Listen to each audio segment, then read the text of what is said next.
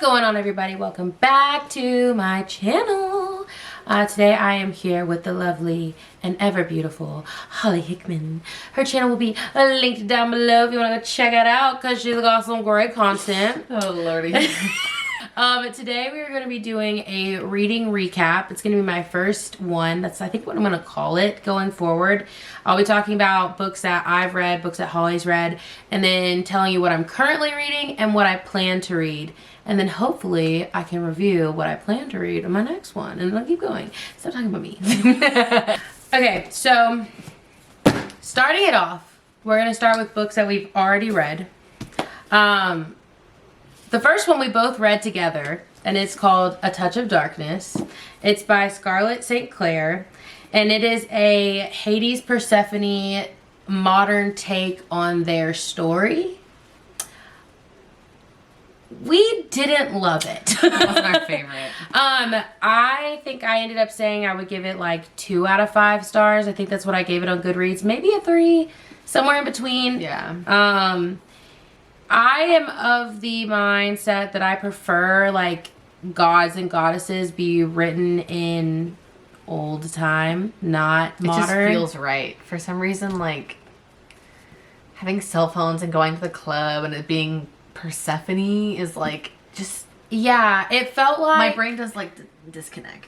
Yeah, it felt like I was reading a modern romance story, but then it just happened to be Persephone and Hades. Like, when she would go to the underworld, it was like, in my mind, it was like going to, like, Columbus. You know what I'm saying? Like, yeah. It was like, it was supposed to feel like a new, like, crazy stuff, but it was like so, I don't know. I felt like it didn't, it wasn't memorable. Like, at the end of it, like, I still felt like I was like, huh? And then it kind of dragged it out a little bit, and then there was, like, no real... One of my biggest intense pet peeves is that... It's a funny phrasing. I know. One of my biggest pet peeves about this one specifically was like... The scenes felt so random sometimes. Like... Yeah. Literally, they would just be like looking at each other and then like going at it. And I was like, wait. That is true. There was one scene that she was ahead of me and she was like, you're going to see what I mean. And I kid you not, it was like... I hate you too. And then he was in me. And I was like, huh? Huh? Like, yeah. From where? And it was very bizarre to me. There was no, like, build up. It was just like, oh, they doing it. Oh, okay. Cool. And it's funny because I have so many friends that love this book, but, like, I mean, it's just huge. not for me. Like, I've seen it everywhere. Yeah. And I actually did buy the next 2 in the series to read, which I just realized I didn't even pull for my to be read, which is really funny. But... I do have the next 2 in the series. I am going to stomach them and see how they go. I read all the spoilers for the next 2 books, so I'm not going to read them. Unless Holly just is like, they're amazing and you need to read them. I don't think it's going to happen. So, I'm sorry. Yeah. Okay, so the next book that I've already read, but Holly has not read, is Throne of Glass. So, we'll talk about this a little bit later, but Sarah J. Maas, who writes Throne of Glass, we're already obsessed with her. You're going to see her name literally 2 more times in this video. But yeah. I'm not going to go into too much detail, except I'm going to say that you need to read this book. Like, I'll be excited to hear how you feel about it, and then I can go into more detail. But it's, like, action-packed. The only thing I didn't like was the slow start. And... if you didn't know this about Sarah J. Maas, this is her first series that she ever wrote. The first 3 books of Throne of Glass are like young adult. She wrote them very, very young. And so a lot of people that I know that have already read it have been very adamant about get through the first 3 books and then it's going to pop off. And I think that's true because I'm in a book club and some girls are ahead of me by a lot. And it seems like it's worth it. I've started the next one, which it is a little bit weird because so The Assassin's Blade is technically the first one in the series. But it's like a novella and you're supposed to read it like 4th or 5th in the lineup. So I'm going to be reading Crown of Midnight next. And I think I've literally started the first chapter and that's it. Yeah. But there's 1, 2, 3, 4, 5, 6, 7 in this series. So she's a big one. But she's done. It's a completed series. It's an older series. So definitely. It's like Hunger Games meets like Faye meets some other shit that I'm not even sure what it is yet, because there's so many questions still. Which I do kind of like when there's like questions that don't get answered and it kind of leads you to the next book. Yeah. And you always keep wanting more. Yeah. So I have enjoyed that about that book. That's good. What are you currently reading? Nothing? I've started A Touch of Ruin. Oh, okay, so you're currently reading that. But I've been on chapter 2 for 2 weeks now. Well, it's funny you should say that, because I've been currently reading the second book of Crescent City. This one's House of Sky and Breath. And I've been on page... It's a big old book. I've been on page 125, chapter 12, since we were in Hawaii. So a month. Yeah, I started this book on the plane... Over a month. A little over a month. I think I started this book right before we left. And this is my issue, is I get really excited and I like to read multiple books at one time. But this book, I think, is going to need my full attention, because this world is the most intense world that Sarah J. Maas has written about, in my opinion, of just complexity and the amount of time it takes to build the world. And then this second book goes back and forth between two different characters, one of which we don't know anything about yet. The other is from the last one. And it's like constantly back and forth, and it's just taking up a lot of my mind. Yeah. And I think that I was just not mentally like sitting through like, I mean, this is like over 800 pages. Yeah, it's a lot. So it was a lot, and I was just not feeling it. So I can't promise you that I'm going to read this next, but it is my currently reading.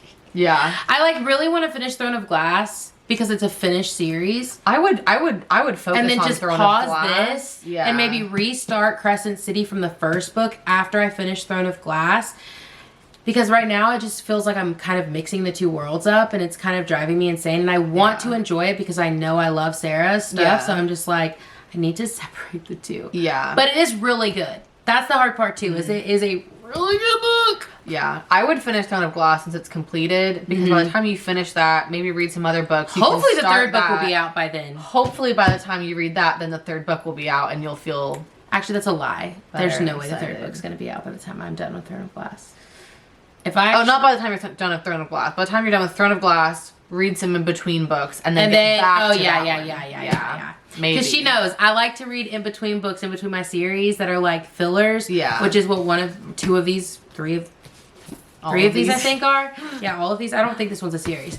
But yeah, I like to read like fillers because I need a break. Yeah. I need a break in between the series, especially if I have to mourn the series, which she's about to show you what she's already read and I've already read. Yeah. But talk about a series. Do to I even mourn. need to explain myself? Like, talk about do a I series? even need to to talk mourn? about it at all? I didn't grab Frost and Starlight because I just didn't feel like it was really. I mean, you could go without reading that book if you wanted to. Yeah, if you wanted to. It's like novella as well. It's like a filler book.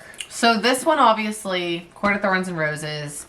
I mean, 10 out of 10 for it by itself, right? Mm-hmm. But then you get to this, and you read this, and you're like, oh, 6 out of 10. Like, it just, she like improves with every book. And I also think it's like, you get a little bit of something in this book, right? You get something completely different in this book, right? Oh, but just you wait. Then you get to this one, and you get kind of those things with like a little bit more difference mix up, and then this one is just... Silver Flames is... Which one's your favorite? I feel like I go back between Mist and Fury and Silver Flames. Like, no spoilers. Which, if you haven't read the series, like, just Run to the bookstore because right then you now. can enjoy the memes, honestly, and the Please. reels. I love the love story in here so much. But I'm gonna be real raunchy and say I love the Ceci in this. Like, it's so good. It's so well written. And one of the things that I was telling you that I love is that, like, she really keeps it in the tone of the book, which also helps because it doesn't like pull you out of the story every time they're doing it, if that makes sense. Because some writers are like that. Yeah. So, yeah, but I mean, highly recommend. Zoe was like on my ass about reading these for like For a year. forever, bro. So long. So long. And I finally read them, and I read them in, I mean, what, less than a month. Yeah. And I told you that. I said you should go ahead and just buy all of them. And she's like, no. Then we were in Hawaii and she bought the next two. 'Cause Yeah. It was like, yeah, you need them. So. No, I agree. Silver Flames is my favorite. Mist and Fury is my second favorite. Wings and Ruin, then Thorn and Roses, and then Frost and Starlight. But Thorns and Roses like has to be what it is to set up so many characters. It is not a bad book. It is so good. And when you're in that book, you're in it. But you just don't even realize what's coming for you. It also, until you get to Mist and Fury. That ranking is only possible after you've read all of them, because the reasons for the ranking is because of the people in the books. Yeah. And the story. Yeah. So, take that and run with it and go read it right now. Yeah. Okay. So the next book that I want to read is called The Cloisters. And I've seen a lot of reviews about this that have been pretty much like the 4 to 5 range. A couple of 3s, but like pretty high up. It's like, it's about a girl who like works in the Museum of Metropolitan Art. And basically like she wants to like break free from her past, but she starts learning about like this cryptic deck of like 15th century tarot cards. Mm-hmm. And she kind of like gets into like a game of power is what it kind of sounds like. I don't know anything beyond that. Basically, it's like people are like saying it's very like academic, but like Renaissance-y and like magic. And I love magic. Let me see what this person said. Sultry and sinister. Hayes' debut teams with sexual tension, the secrets of divination. Yes, divination and scholarly obsessiveness with a jaw-dropping twist at the end. So we've been talking too much today. Serves as a warning to us all. We may think we know what life has in store, but fate and fortune tend to turn on their own tricks. Y'all heard it here first. Watch out. Okay? Y'all watch out. Anyway, so I think it's literally a one-off, one and done, and it's pretty thin. This is like a great filler book for me. I will preface this by saying these are books that I've just had in my library for a while that are to-be-reads. But my biggest priorities right now are finishing this series. Hopefully it gets better. I really want to read the entire Witcher series, and I really want to read Throne of Glass. I really want to read Crescent City. But for now, I don't think I'm even going to start Crescent City until we know a date that the book is coming out. I think that you should wait and read Crescent City again with me when I read it again. Okay. Can we wait until there's a date of the third book? Of the third book? Because I cannot wait for this and that at the same time. My heart cannot take it. The date for the third book of Crescent City... Isn't it fall this year? It's like this year. We know it's coming out this year. We just don't know the exact date. We have no idea what the date is for this. That's the sad part. And I don't want to because we're going to have to reread these when the next one comes out. Right. Just to be like back in the game. Yeah. Okay, so one of my favorite authors of all time is Ruth Ware. I'm a huge mystery lover. Like I love mysteries. And I haven't read The Lion Game yet. So I'm super excited. I've read a lot of her books. The Turn of the Key is also really good, which is advertised on this. Just saying, the twist in that one got me bad. I listened to it as an audiobook and I read it with my mom. And we got to the end, like the last 5 pages, and we were both like, wait, what? Who done it? What? Like, it was good. It was good. But that's what I love about Ruth Ware is there's always a twist. She's so good at stringing you along and then switching it. And like every time you're like, no, there's no way. Like, I know this is the killer. She's like, are you sure? Wow. I love people like that. She's really good. Yeah. Ruth Ware is awesome. So if you're a mystery person, definitely add her to your list. But The Lion Game is like next on my list because it's the only other one of hers I physically own. That's cool. I'll buy more, obviously, but that one's on my list for now. Sweet. Okay. The next one on my to be read is The Bodyguard. This one is basically like, it's kind of a reverse role though, because it's a guy and a girl as a bodyguard. Oh, they're both bodyguards? No, the guy is who she's guarding. Oh, okay. So she that's what I figured, but the way... Yeah. Okay, sorry, I probably said that weird. No, it's funny. I was like, a girl bodyguard. Interesting. Yeah, so like, she is basically like, she basically looks like a kindergarten teacher is how they preface it. And then he's like, you know, big name, whatever. And then they've got like some big secret between the two of them, but it has to do with like somebody being sick because he's got a girlfriend. And so it's like this, like somebody's sick, blah, blah, blah, blah, da-da-da-da-da. What could go wrong? I don't know, but I'm gonna find out. Gotta read to find out. And I don't know, this just seems like one of those like sweet, romantic, funny, got a little like crazy little something going on. You know, I like a little drama. Yeah. And like, that's about it. And it's a one-off once again. That's what I love about like, just a little simple, sweet romance. to fill in my crazy, fae, intense Sarah J. Maas. Yeah, you do kind of like need a break from all the fantasy sometimes because like living in different worlds and then like switching immediately to another world can be confusing sometimes because it's a lot. It's a lot of information. I mean, it's like, It's like a lot. Yeah. So it's funny because I actually pretty much take all of the book jackets off of my hardcover books because I just really like how they look on my shelf. So it's funny because I pulled this because I was like, I know this, but I was like, obviously the book jacket's not on there, so there's not a summary. And I was like, why is this in my brain? I remember my mom got this for me for Christmas, and it is also so up my street. So this is the attic on Queen Street, and the summary is really interesting. So it says, it's a malevolent ghost seems determined to stop Melanie, the main character, from investigating the decades-old murder of a friend's sister, and the spirit will stop at nothing to protect its secrets, even from beyond the grave. And if you know me, I love all things like haunted, seances, ghosts, witches, if it's whatever spooky, it is. she's in it. Yes, and so I am so excited about this. I'm pretty sure it's also set in Savannah. I feel like I remember my mom saying that. Oh no, sorry, Charleston. I was like, I know it's somewhere I've been not that long ago, and then I went with my mom. So, I'm very excited about this. I don't know. Now that I'm thinking about it, I might save it to Halloween. No, because I'm gonna read Harry Potter. This We're gonna Halloween. read Harry Potter this Halloween together. I really wanted to reread that, so I didn't read that because I actually never finished it. I think I told you that. You never finished Harry Potter? Maybe you did tell me that. I never made it past Order of the Phoenix because... Oh, well, that's changing this year. Yeah. Okay, my last book that I'm going to show today is Court of the Vampire Queen by Katie Robert. I actually read... Did you read Neon Gods? No, I haven't yet. Okay, so you should read Neon Gods. That's my TBR. Katie Roberts writes Neon Gods. It's a Hades Persephone, but it's done way better. Yeah. She also has Electric Idol and Wicked Beauty that are, I guess, in that same series of Neon Gods, but they're not like...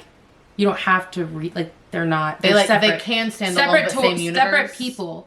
Yeah. Okay, same world, different gods. Got it. I haven't read the other two, but maybe I would one day. Yeah. It's not like top on my list. I heard they weren't as good. Anyway, back to Vampire Queen.